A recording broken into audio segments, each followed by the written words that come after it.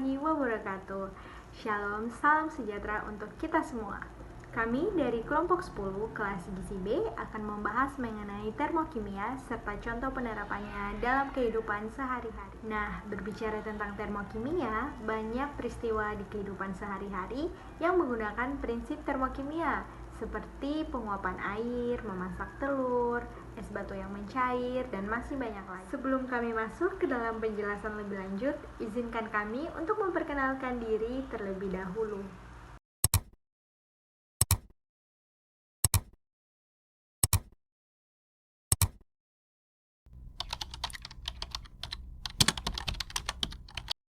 Pengertian termokimia. Termokimia adalah cabang ilmu kimia yang memperhatikan aspek suhu dalam reaksi. Dalam konsepnya, terdapat istilah sistem dan juga lingkungan. Sistem sendiri itu adalah segala bentuk proses yang menjadi pusat perhatian dari pengamat. Contohnya ada keadaan zat, reaksi, dan juga perubahan zat. Sistem terdiri dari satu sistem terbuka. Sistem terbuka itu sistem dapat mengalami pertukaran energi dan materi dengan lingkungannya.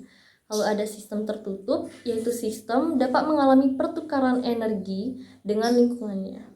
Dan yang terakhir itu ada sistem terisolasi, yaitu sistem tidak dapat mengalami pertukaran energi maupun materi dengan lingkungannya.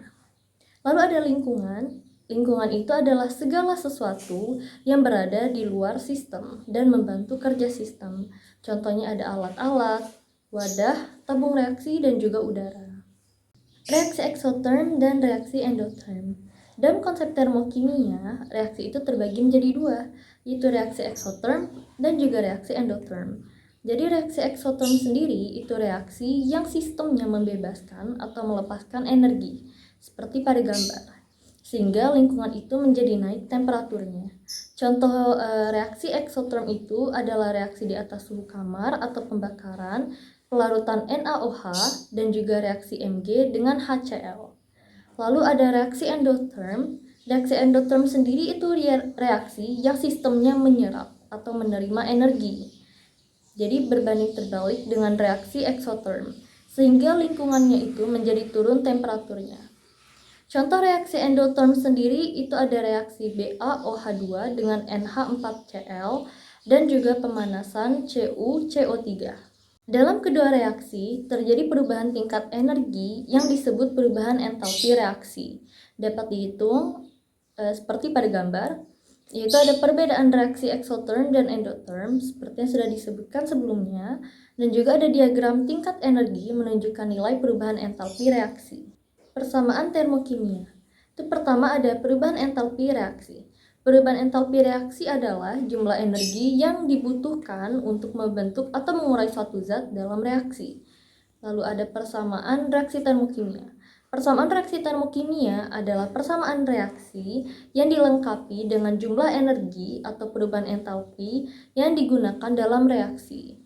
Contohnya itu 1 mol air dibentuk dari hidrogen dan oksigen dengan membebaskan energi sebesar 286 kJ. Entalpi standar. Entalpi standar adalah perubahan entalpi yang terjadi pada suhu 25 derajat Celcius. Secara umum, entalpi standar terbagi menjadi 3. Yang pertama, entalpi pembentukan standar atau formasi, dan yang kedua, entalpi penguraian standar atau disosiasi, dan yang ketiga, entalpi pembakaran standar atau combustion. Entalpi pembentukan standar adalah energi yang diterima atau dilepas untuk membentuk 1 mol zat dari unsur pembentuknya. Nilai entalpi pembentukan standar ditentukan menggunakan data entalpi pembentukan standar.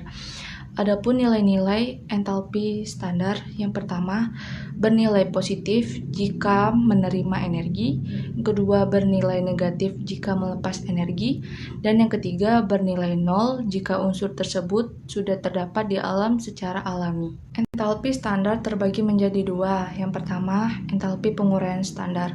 Entalpi penguraian standar adalah energi yang diterima atau dilepas untuk mengurai 1 mol zat menjadi unsur pembentuknya. Nilai entalpi standar berlawanan dengan nilai entalpi pembentukan standar. Pada reaksi penguraian, reaktan berpindah ke kanan dan produk berpindah ke kiri. Yang kedua, entalpi pembakaran standar. Entalpi pembakaran standar adalah energi yang dilepaskan untuk membakar 1 mol zat. Nilai entalpi pembakaran standar ditentukan menggunakan data entalpi pembakaran standar. Adapun ciri utama dari entalpi pembakaran standar adalah yang pertama merupakan reaksi eksoterm, yang kedua melibatkan oksigen atau O2 dalam reaksinya, yang ketiga karbon terbakar menjadi CO2, hidrogen terbakar menjadi H2O, nitrogen terbakar menjadi NO2, dan belerang terbakar menjadi SO2. Entalpi standar lain terbagi menjadi 5. Yang pertama, entalpi atomisasi standar atau endotherm adalah energi yang digunakan untuk membentuk 1 mol unsur pada keadaan standar. Yang kedua, entalpi netralisasi standar atau exotherm adalah energi yang dihasilkan dari reaksi asam basa sehingga menghasilkan 1 mol air dalam keadaan standar. Yang ketiga, entalpi peleburan standar atau endotherm adalah energi yang digunakan untuk meleburkan 1 mol zat padat menjadi zat cair pada titik leburnya pada keadaan standar. Yang keempat, entalpi penguapan standar atau endotherm adalah energi yang digunakan untuk mengumpulkan 1 mol zat cair menjadi gas pada titik uapnya pada keadaan standar. Dan yang kelima adalah entalpi penyumblinan standar adalah energi yang digunakan untuk menyumblinkan 1 mol zat padat menjadi gas pada keadaan standar. Penentuan entalpi reaksi. Entalpi reaksi ditentukan dengan 1.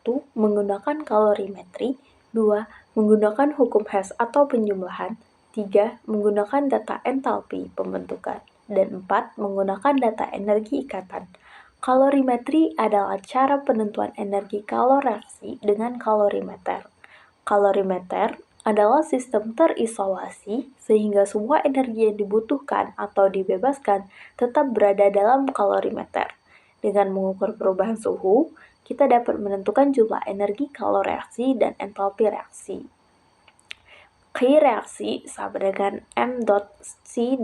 delta T dan delta H sama dengan min Q reaksi per jumlah mol, yang mana Q reaksi merupakan energi kalor reaksi, M massa zat, C kalor jenis zat, dan delta T merupakan perubahan suhu. Penentuan entalpi reaksi. Hukum Hess, yakni suatu reaksi dapat terjadi melalui beberapa tahap reaksi, dan bagaimanapun tahap atau jalan yang ditempuh tidak akan mempengaruhi entalpi reaksi. Perubahan entalpi reaksi terjadi karena hanya tergantung pada keadaan awal dan akhir sistem, bukan tahap yang ditempuh. Dan yang kedua, merupakan penjumlahan entalpi reaksi dari setiap tahap. Konsep hukum Hess, energi kalor suatu reaksi berarti juga dapat ditentukan dari data entalpi pembentukan reaktan dan produknya. Konsep hukum Hess yang kedua berarti dalam reaksi zat reaktan terurai terlebih dahulu menjadi bentuk dasar, lalu bereaksi kembali membentuk zat produk. Bentuk reaksi umumnya yakni delta H1 ada AB plus CD, dan delta H2 ada AD plus CB, dan delta HR sama dengan A plus B plus C plus D. Delta HR sama dengan delta H1 plus delta H2. Delta HR sama dengan delta HF produk di dot delta HF reaktan. Energi ikatan rata adalah energi rata-rata yang dibutuhkan untuk memutuskan satu ikatan kovalen tertentu. Setiap ikatan membutuhkan energi yang berbeda agar dapat terputus. Tempat berlangsung dalam 2 tahap, yaitu pemutusan ikatan reaktan dan pembentukan ikatan produk.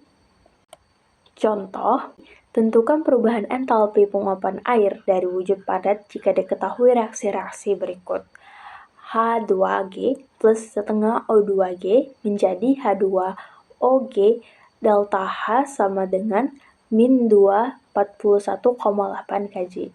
H2OL menjadi H2OS delta H sama dengan min 6,01 kJ. H2G plus setengah O2G menjadi H2L delta H sama dengan min 285,8 Kj. Jadi, reaksi yang diinginkan H2OS menjadi H2OG berarti seluruh H2OS diletakkan di sebelah kiri reaktan dan H2G diletakkan di sebelah kanan produk. Sehingga ketiga reaksi di atas menjadi H2G plus setengah O2G menjadi H2OG delta H sama dengan min 241,8 Kj. H2OS menjadi H2OL delta H sama dengan 6,01 Kj. H2OL menjadi H2G plus setengah O2G delta H sama dengan 285,8 Kj plus H2OS menjadi H2OG delta H sama dengan 50,01. Salah satu contoh reaksi termokimia paling sederhana dalam kehidupan sehari-hari adalah mencairkan es batu. Pada peristiwa es batu mencair, itu adalah reaksi endotherm. Karena pada peristiwa ini, es batu membutuhkan atau menyerap energi panas dari lingkungannya ke sistem yang membuat es batu tersebut mencair.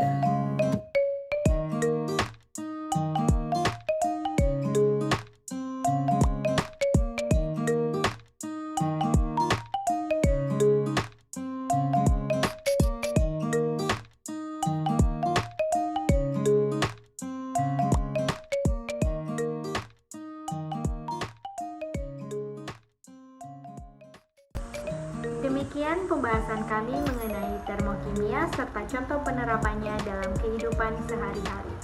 Kami mengucapkan terima kasih kepada teman-teman yang sudah menyimak pembahasan ini sampai akhir. Kami pamit undur diri. Terima kasih atas perhatiannya. Bye-bye.